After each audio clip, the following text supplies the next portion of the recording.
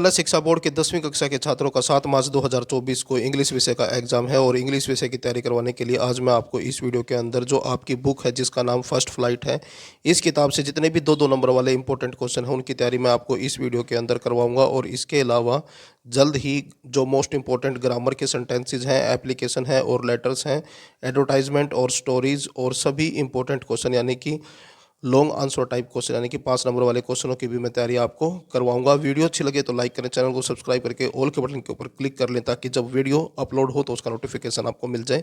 अब क्वेश्चन देखते हैं। तो सभी इंपॉर्टेंट क्वेश्चन मैंने यहाँ पर नोट कर रखे हैं। पहला क्वेश्चन देखें, how does Mandela define freedom, यानी कि मंडेला कैसे परिभाषित करता है आज़ादी को। फ्रीडम का मतलब होता है आज़ादी और डिफाइन करने का मतलब होता है परिभाषित करना। कैसे मंडेला आज़ादी को परिभाषित करता है यानी कि क्या कहता है। आंसर देखें, Mandela defines freedom as indivisible. कहता है कि मंडेला कहता है आज़ादी को कि आज़ादी जो है ऐसी है जिसको बांटा नहीं जा सकता, अभाज्य है। He says that the chains on all his people are the chain on him also. He मतलब वह, says मतलब कहता है, that मतलब कि, the chains on all his people यानी कि जो चैन है उसके लोगों के ऊपर यानी कि उसके लोगों के ऊपर जो जंजीरें हैं, are the chain on him also तो इसका मतलब है उसके ऊपर भी जंजीरें हैं। All his countrymen were not free यानी कि सभी उसके देश के वासी वो आज़ाद नहीं है। ऑल हीज कंट्री मैन यानी कि सभी उसके देशवासी, वर नॉट फ्री यानी कि वो आज़ाद नहीं थे। सो ही फोट फॉर देयर फ्रीडम इसलिए वो उनकी आज़ादी के लिए लड़ा। फोट मतलब होता है लड़ना, देयर फ्रीडम मतलब उनकी आज़ादी के लिए। अगला क्वेश्चन देखें, for how long had the seagull been alone. For how long यानी कि कितने समय तक, had the seagull been alone यानी कि कितने लंबे समय तक सीगल यानी कि समुद्री पक्षी जो है अकेला था। तो आंसर में आ जाएगा, the seagull had been alone for the last 24 hours यानी कि जो सीगल था वो पिछले 24 घंटे से अकेला था। 24 आवर्स है, अलोन का मतलब होता है अकेला। नेक्स्ट क्वेश्चन है, what does any right in her first ऐसे। एनी अपने पहले ऐसे के अंदर क्या लिखती है। आंसर देखें, एनी राइट्स मतलब लिखना, इन हर फर्स्ट ऐसे अपने पहले ऐसे के अंदर, दैट मतलब कि, talking is a student trait. Trait का मतलब होता है आदत और टॉकिंग होता है बातें करना। इज ए स्टूडेंट ट्रेट यानी कि बातें करना एक विद्यार्थी की आदत होती है। सी सेज दैट वो कहती है कि, हर मदर उसकी माँ, आल्सो टॉक टू मच वो भी बहुत ज़्यादा बातें करती हैं। टू मच ज़्यादा के लिए है, ज़्यादा बताने के लिए। टॉक मतलब बातें करना। तो वो कहती है कि उसकी माँ भी जो है वो भी बहुत ज़्यादा बातें करती हैं। सी हैज़ इनहेरिटेड, इनहेरिटेड का मतलब होता है कोई चीज़ उसको विरासत में मिले, इसको कहते हैं वंशागत। तो सी हैज़ इनहेरिटेड दिस ट्रेट यानी कि उसको ये आदत विरासत में मिली है, फ्रॉम हर मदर मतलब अपनी माँ से। नेक्स्ट क्वेश्चन है, give 2 reasons for the happiness of the pilot the black aeroplane यानी कि ये जो कहानी है द ब्लैक एरोप्लेन, इस कहानी के अंदर जो पायलट था उसकी खुशी के 2 कारण बताने हैं। तो आंसर देखें, द पायलट वाज हैप्पी यानी कि जो पायलट था वो खुश था। टू बी अलोन, अलोन मतलब अकेला। High up above the sleeping country side, sleeping मतलब सोते हुए, कंट्री साइड मतलब गांव के। तो यहाँ पर इसका मतलब ये है कि पायलट खुश था जब वो अकेला गांव के ऊपर से गुजर रहा था। Second time he was happy to see another aeroplane, second time यानी कि दूसरी बार, ही वॉज हैप्पी यानी कि वो खुश था, टू सी मतलब देखकर, अनदर एरोप्लेन मतलब दूसरे एरोप्लेन को, वैन मतलब जब, ही वॉज लोस्ट यानी कि वो गुम हो गया था, लोस्ट का मतलब होता है गुम होना, इन द स्टॉर्म मतलब तूफान में यानी कि दूसरी बार जब वो स्टॉर्म में यानी कि तूफान में गुम हो गया था तो दूसरे एरोप्लेन को देखकर खुश हुआ था। अगला क्वेश्चन देखें, how did Kisa Gotami came to realise the fact that death is the common end of life. तो क्वेश्चन के अंदर ये पूछा गया है कि हाउ मतलब कैसे, did Kisa Gotami come to realise, यानी कि कीजा गौतमी को जो है रियलाइज हुआ मतलब महसूस हुआ। द फैक्ट मतलब सच्चाई। दैट मतलब कि। डेथ इज़ द कॉमन, कि डेथ जो है मृत्यु जो है वो कॉमन है यानी कि आम बात है। एंड ऑफ लाइफ मतलब जीवन के अंत के बारे में। आंसर देखें। Gautam Buddha made Kisa Gotami understand that death is inevitable. Gautam Buddha made Kisa Gotami understand, यानी कि गौतम बुद्धा जो है समझाते हैं कीजा गौतमी को दैट की डेथ इज़ इनविटेबल, यानी कि डेथ जो है वो निश्चित है, मृत्यु यानी कि निश्चित है, ऐसी चीज़ है जिसको टाला नहीं जा सकता है। सी अंडरस्टैंड्स, यानी कि वो समझ जाती हैं दैट की ऑल मोर्टल्स, जितने भी मोर्टल हैं, मोर्टल का मतलब होता है नश्वर, जो चीज मतलब जो जन्म लेगा वो मरेगा। हैव टू डाई, यानी कि उनको मरना होगा, सूनर जल्द ही, और लेटर या फिर बाद में।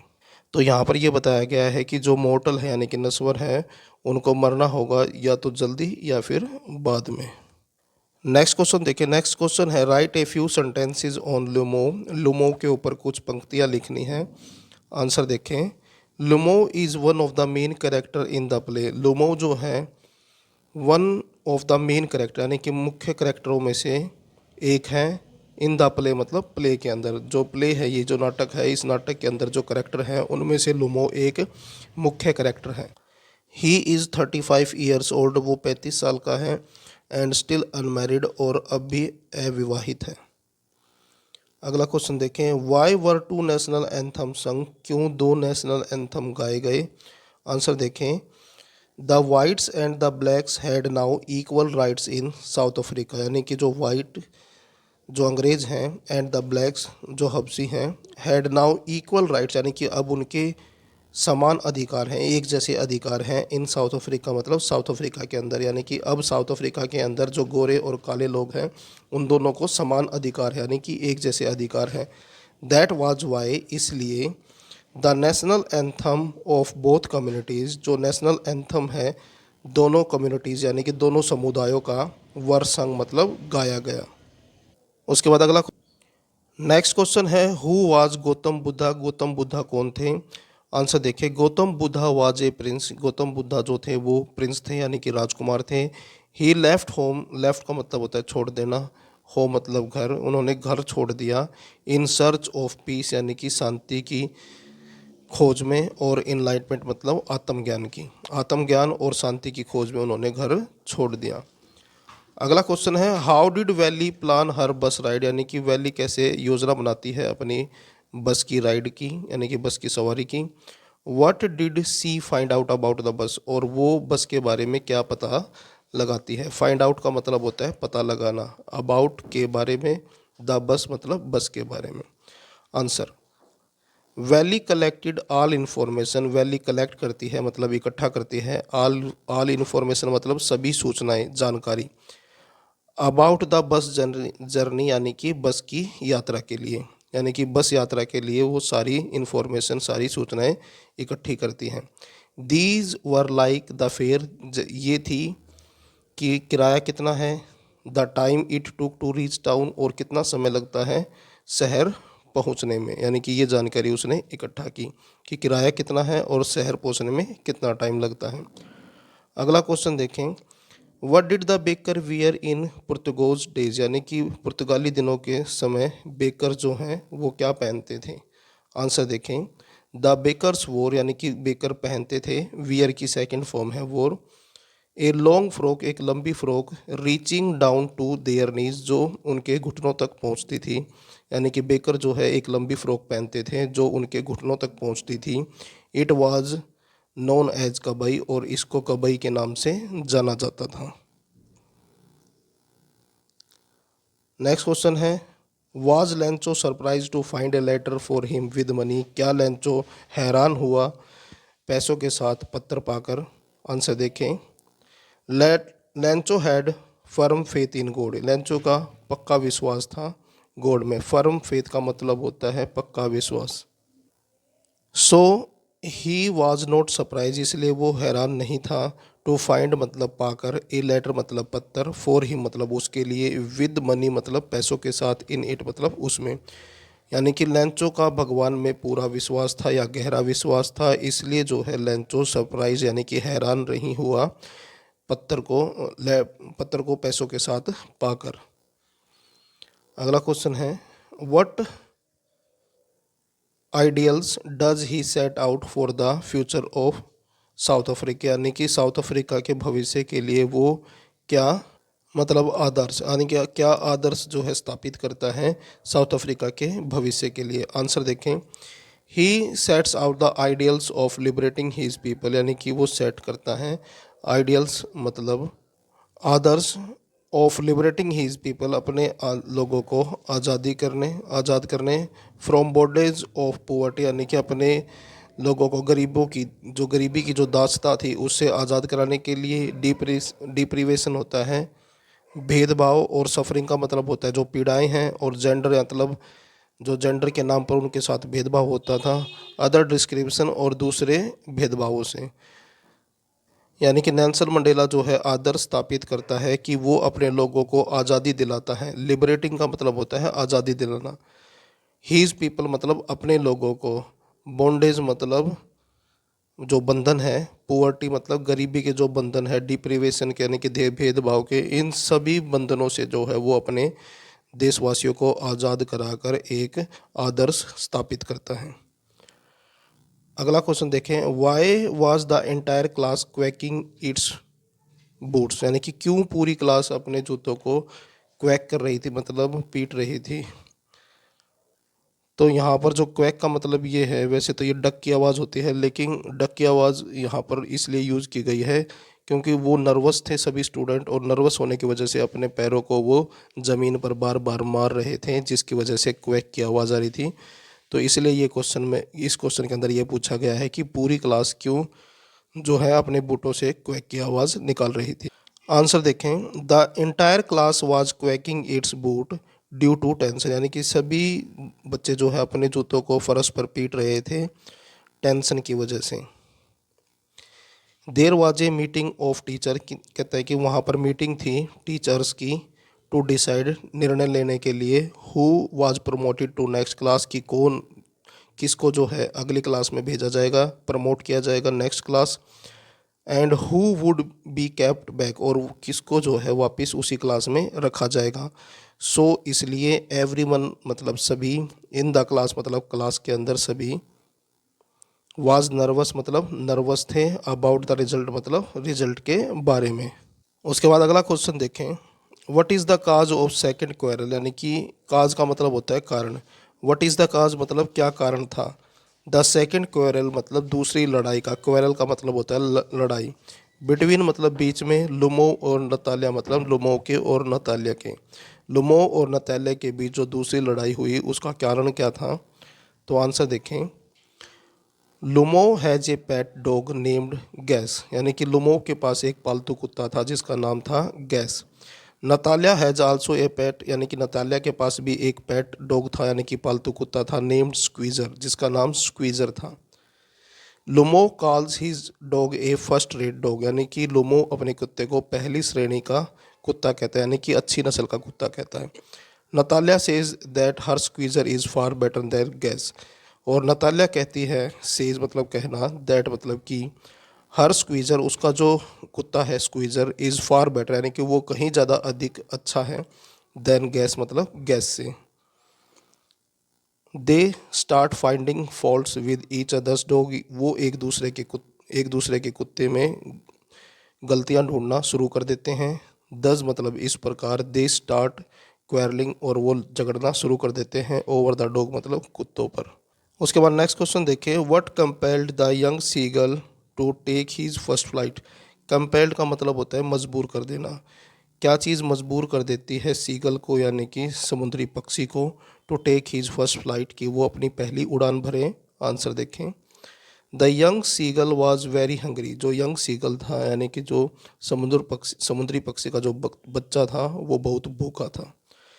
देर was no food for him, वहाँ पर उसके लिए कोई भोजन नहीं था। His mother had a fish in his mother had a fish in her beak, यानी कि उसकी माँ जो है चोंच में एक मछली लिए हुए थी।